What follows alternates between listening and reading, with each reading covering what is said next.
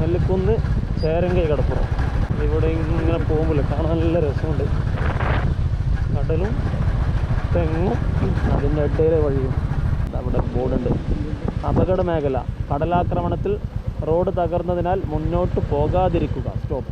ഇങ്ങനെ ഒരു കയറ് കെട്ടിയിട്ടാണ് ഇവിടെ ഈ ഫ്ലെക്സ് വെച്ചിട്ടുള്ളത്. അങ്ങോട്ട് പോയി നോക്കാം.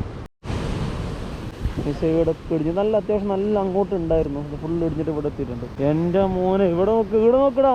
CPCRIൻ്റെ ഗേറ്റാണ്, അതിൻ്റെ ഫ്രണ്ടിലാണ് ഇവിടെ ഇങ്ങനെ.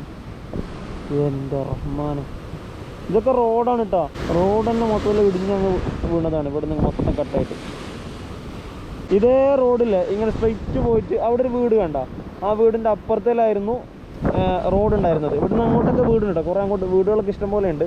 1-2 വർഷം മുമ്പ് ഇതേപോലെ ആ ഭാഗത്ത് വീടിൻ്റെ ഇപ്പുറ സൈഡൊക്കെ കടലാക്രമണം ഉണ്ടായിട്ട് അവിടുത്തെ റോഡൊക്കെ തകർന്നു പോയി ഇതേപോലെ.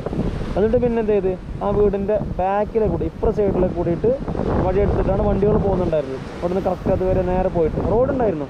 ഇതിപ്പോൾ ഈ ആഴ്ചയാണ് ഇവിടെ വെള്ളം അടിച്ചിട്ട് ഇവിടെ മൊത്തം തകർന്നു പോയത്. അടുത്ത സുമംഗലി നീയാണ്. തെങ്ങ് നോക്കിയാൽ എപ്പോൾ വേണമെങ്കിലും വീഴാന്നുള്ള അവസ്ഥയിൽ തെങ്ങുള്ളത്. വൻ ഡേഞ്ചറിലാണുള്ളത്.